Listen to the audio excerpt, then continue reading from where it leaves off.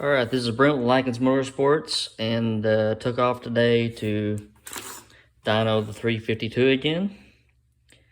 And while I'm sitting here twiddling my thumbs, waiting on pistons and cams and cranks and heads, just tried to get some time to improve on old JJ. So here's the last time that we dynoed it. 512 horsepower, 445 pound-feet of torque. This morning I got to the dyno, and if you remember from the previous videos that I've done, we changed to a different set of 660s with a set of metering blocks in the back.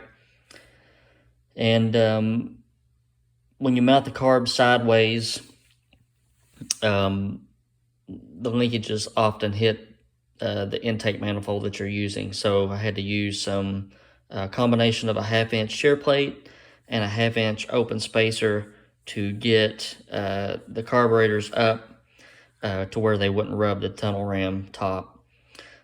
So with those two changes, when we got to the dyno this morning,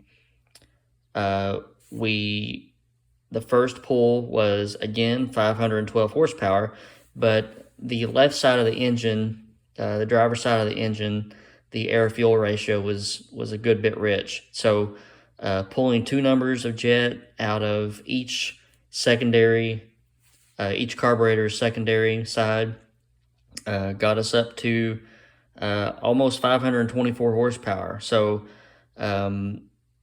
it's kind of hard to put a finger on exactly what did what when you change two variables at once.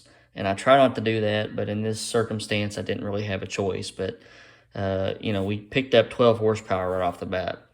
So after that, I dumped the oil. I'm pretty sure I either had Brad Penn 30 weight break-in oil or Brad Penn 20W50.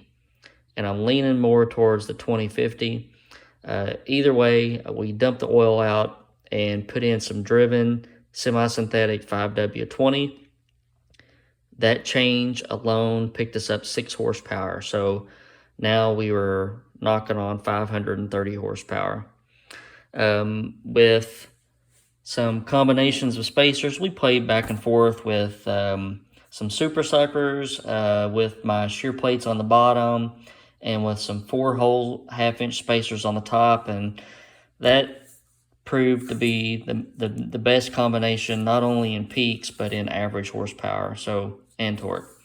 So we ended up with 531 horsepower at 7,200, 457 pound-feet of torque.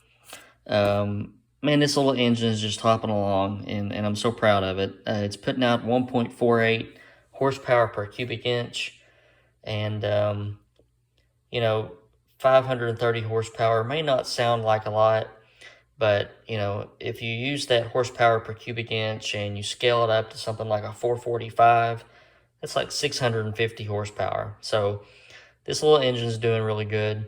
And between last time and this time, we picked up 19 horsepower and 11 pound-feet of torque. So I'm just really proud of it. And that was the last go around. So if I can get an engine stand freed up here in the next week or two, JJ is going to get pulled down. Got some custom pistons coming from Race Tech to bump the compression ratio up. Got got the aluminum rods from R&R that I did the video on. And the goal is, with the extra compression ratio, 575 horsepower. So that's the goal that I've put in for myself. We'll see what we can do with it. Probably be slow going here for a while. I really hope parts will start trickling in soon for these other builds. I've just never seen it this bad before. Sometimes we get into lead times. It's just really bad right now. I've been waiting on pistons since April. Trick flow heads is spotty on getting heads to me. Flat tappet cams, the cores. I had to wait 6 months for cam cores. between the tail end of last year and spring of this year. So COVID really did a number on a lot of things. You know, some companies completely shut down for a while, which hurt their business. And I think overall, with everybody staying home and, you know, getting bored and wanting to spend some money, I think everybody's businesses went up. I know mine went up 50% since March of last year. But we're just at a point where we can't get parts. So hopefully that'll change very, very soon. I've got a number of engines waiting to go out the door, and I wanna see them go. I want to get them out of here. But so I don't know if I'll have a lot of playtime in the future. Hopefully we'll get a bunch of parts in here soon, and I'll be busy. And that's what I'm counting on.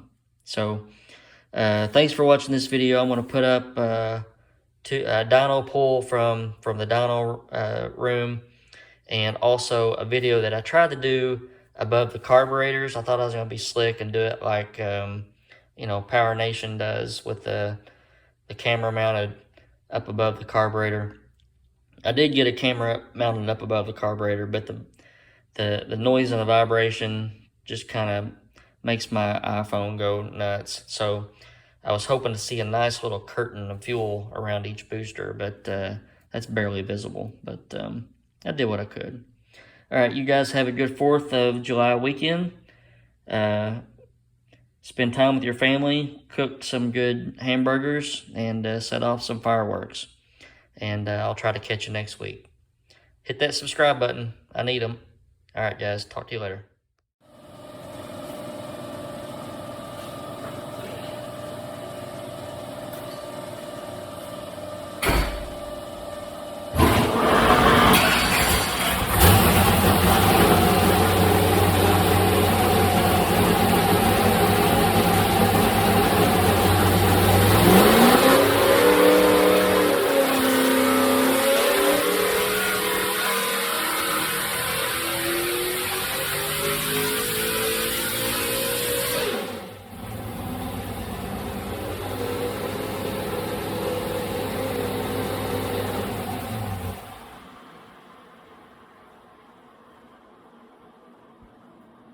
Mm-hmm.